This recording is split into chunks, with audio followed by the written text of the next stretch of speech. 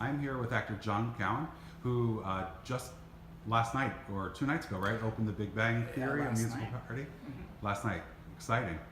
Before we get to that, though, let's talk a bit about when you first decided you wanted to pursue acting full-time as a career. I know you were very young when you started. So. Yeah, I was very young when I started. That was back in, I'm Canadian, so that was back in Ontario, Canada. So yeah, did the classic thing. Mom said, hey, there's this thing going on. Do you want to do a show? So I did, and I caught the bug, kept going from there. Professionally, I suppose I made the decision when I was going into university. I'm very good with visual artistry, but I was also very good with stage, and it was the fight between the two. Did my degree in Canada, and then while I was there, I started doing some shows in universities, started doing some shows in a local town, and those took off, and then I made the jump over to AMDA here in New York City. Nice.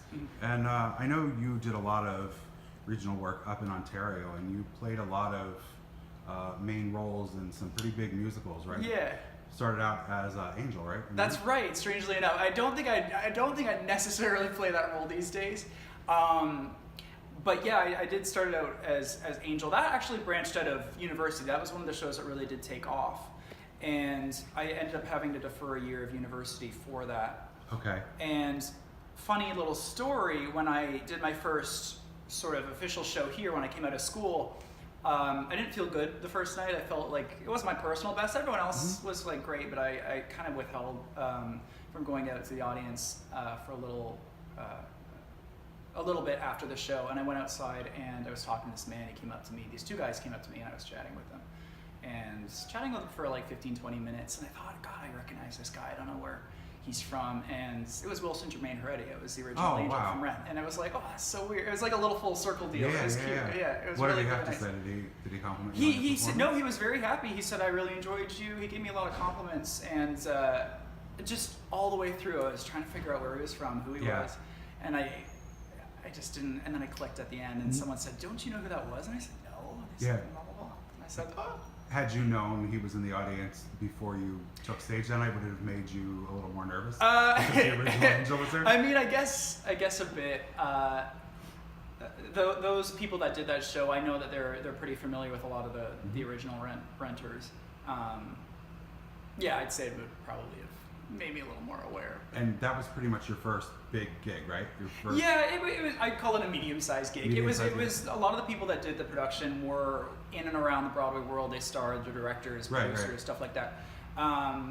The reason I ask is because you were playing the heart of a show. Yes. Right out off the bat, was that a little intimidating, knowing that you were the most beloved character in the actual show, and so much attention would be focused on you? That's Rent.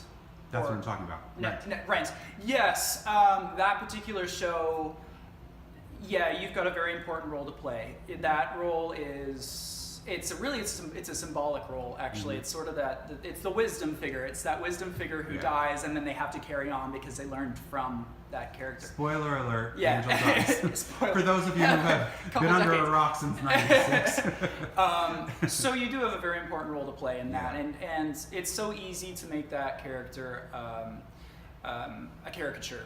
And yeah, you really have to focus on the dignity of that character in order to make that message shine through. So I was more really taken with it. I don't think I was nervous because I was so enamored with that role that I tried to do the very best that I could, and I was quite proud to play that role. That's a very physically demanding role. Yeah. Did you actually jump on a table? I jumped on and off tables. The heels were, I'd say they were like that. We didn't go with anything kind of too bulky, but they were like that. Didn't roll my ankle. I was very nervous about that, but I managed to pull it off. So maybe the people who did Rent Live should have contacted you. No comment. We're not talking.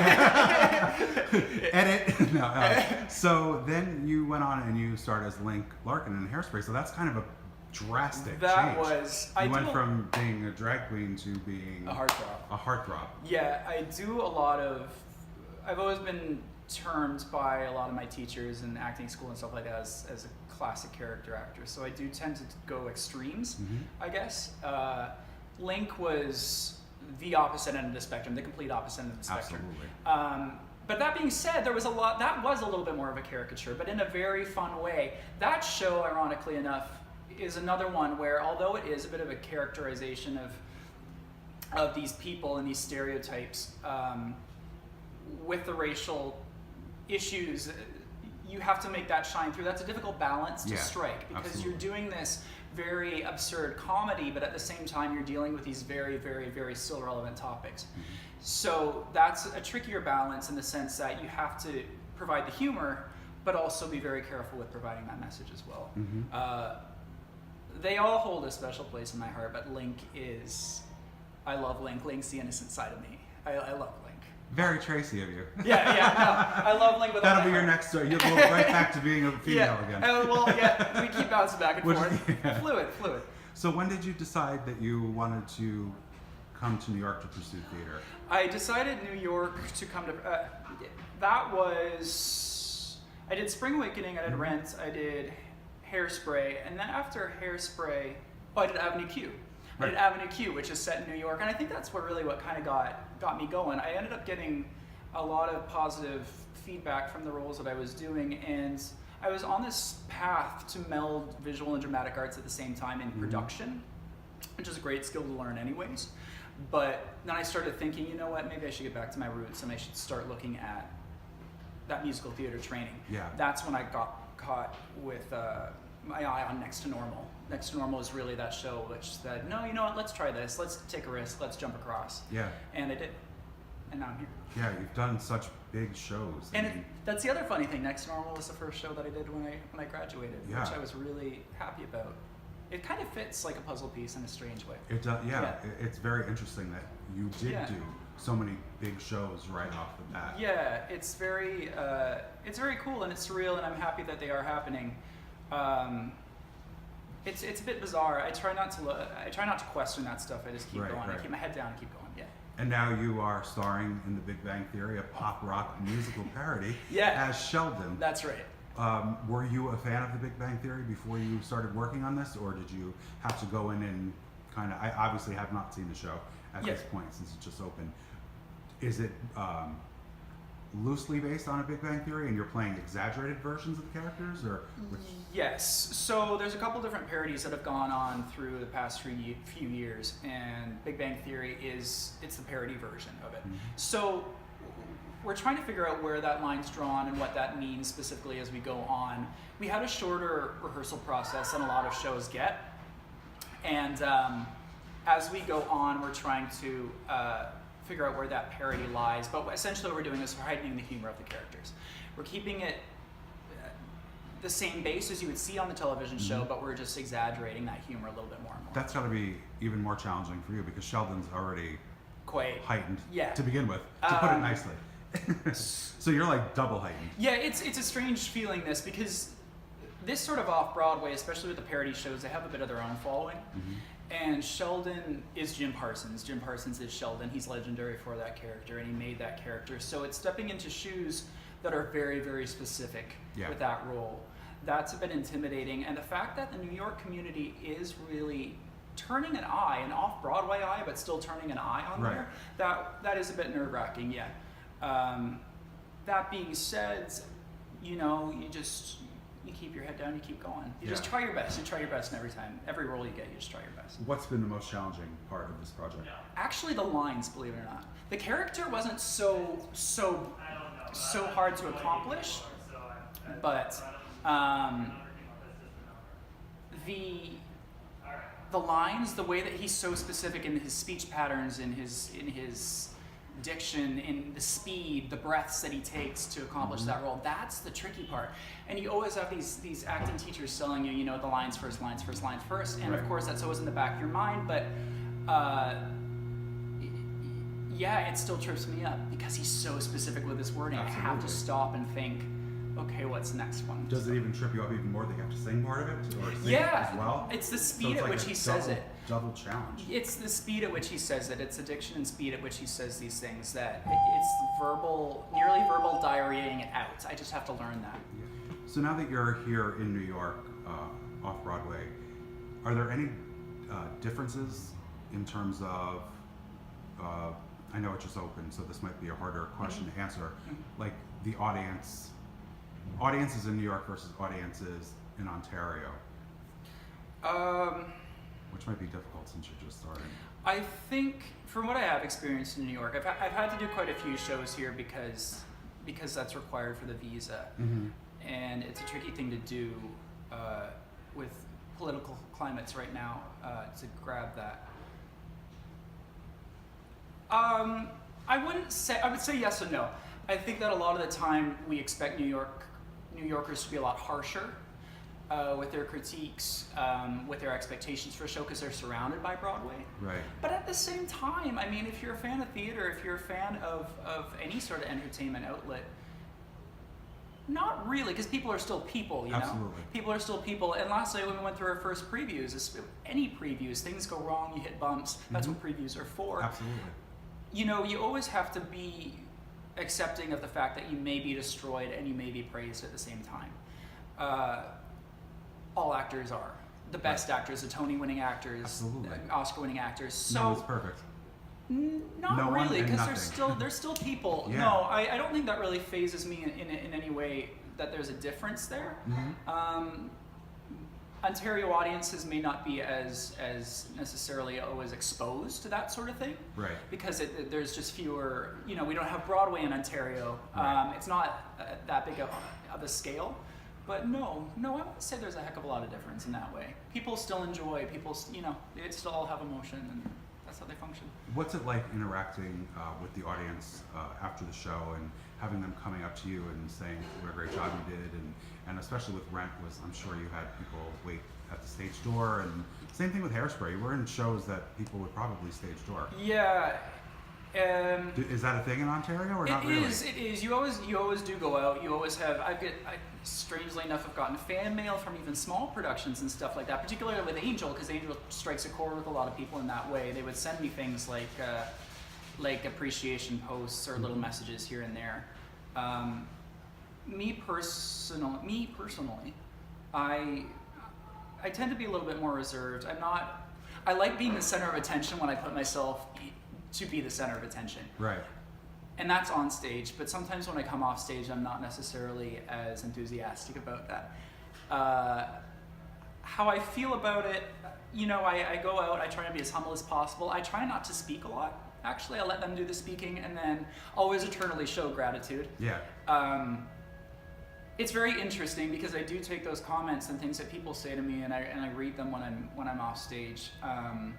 Generally, you try and hold on to positive things, and you try and ignore anything negative, just because that's how you keep going. That's how you survive. Yeah. My own MO, though, I try and keep as quiet as possible. I have to say, I'm struck by your personality, and obviously we just met, but you do really have a Sheldon-esque quality. Just seeing, I don't know if you're trying to stay in character for tonight's performance. Maybe it's bleeding through. Yeah, but I can 100% see you playing him, and there's also a somewhat of a physical resemblance. There is. I've got that before. Actually, when they were doing the photos, they took photos of us and the characters, and they tried to match up the poses and stuff like that. So I didn't think so before, and then I was looking at it and I was like, you know what, maybe there is a bit more actually than I thought. Yeah, looking at your website and your pictures there, it's like not, you don't see it. But then now that you start talking to you and seeing mannerisms, they flip back and forth. Yeah. I'm neurotic as it goes. That's just the way I am. Character-wise, like role-wise, I've always been put into those three categories. Mm-hmm. I said I was going to write a memoir one day about drag queens, heartthrobs, and psychopaths. Oh my God, that's gold right how there. Could you not? How could you not? Right. I mean, you should start it immediately following this. Yeah. Well, I'll think about it. We'll get there one day. Yeah. Hey, come on, I'm pushing you. Yeah. I get 10%. So you've done primarily theater. Now that you're here in New York, are you interested in looking at episodic work in television and film work here, or are you going to? Yes, I would love to delve into that. That's another thing people have said to me. I tend to be a bit more, strangely enough, with Sheldon, you wouldn't think so, or any of the characters that I mentioned. I tend to be a bit more subtle, particularly in dramatic stuff. I'm a little bit more of a subtle actor. So frequently people have said, go to film, go to stage, go to television, go to film. You'd really love it there, blah, blah, blah, blah, blah, which I'm always appreciative of, not blah, blah, blah, blah, blah. But, so I have thought about it. I'm not as used to it. I have tried it a few more times. I'm always up for that sort of thing. The visa, there's stipulations there that complicate that in the U.S., so I'd have to really keep my doors open with Canada for that sort of thing, and I'm thinking about that all the time. Well, Schitt's Creek's up there. Exactly. Yeah. Who wouldn't die to be on Schitt's Creek? A lot of stuff. Catherine O'Hara. Oh my God, and Daniel. Yeah. This interview is going to take a sharp turn real fast. I have her on my phone. Do Anytime you? that I feel, I need to pick me up, I watch Catherine O'Hara doing the. She's got like a fruit wine commercial Yes, from when Schitt's Creek. she can't get. Yeah, no, literally. That instant show is pickup. genius. Yeah. Anybody who lands even like an extra, they don't even have extras, I don't think. Yeah. Very few people on that show. Instant in the background. pickup. I love Amazing that show. because it's innocent humor, and it is the basis of where SNL started to branch off of that group of folks: Catherine O'Hara and Eugene Levy, Andrew Martin. That being said, yes, I have to keep my doors open with that sort of thing. I'm always trying to fly back and forth between the countries as fluidly as possible. Are you more comfortable doing heavier work, or do you like the comedy? Because a lot of people will tell you comedy could be harder, actually. than I drama. was thinking about this a couple days ago. I'm glad I asked it then. I think it heavily depends on the show. Mm-hmm. And depending on whether that show's been done already or that show is something that is new like this. It heavily depends on the show because it really depends on your comfortability as to what you're doing in it. All right, so we were just talking about film and television roles and the challenges of that being on a visa. And you mentioned that you were going back and forth between Canada and New York. Does that present its own set of challenges in terms of feeling like you're based somewhere, or do you want to be based here now full time? It's a weird thing because I always just planned on. I can hear my Texan accent coming out from Sheldon, so it bleeds through. It's a weird thing because when I went to school here, when I auditioned for the schools here, actually, I always thought I'd just do the training and then I would go home. But of course, you do get sort of set in the energy of New York. Could I see myself living here full time in the future? I think I would like to return home to Canada at some point in time, but the challenges are ever present because I felt split. You built my life, or I built my, not you. I built my life. I'm getting a lot of credit here. I mean, I built my life in Canada, but of course I started forming this life here, and I spent so much training and pain here, going through that training and figuring out the community. And there's a lot of pain in that as well because your identity kind of gets thrown up when you change countries. And I didn't expect that.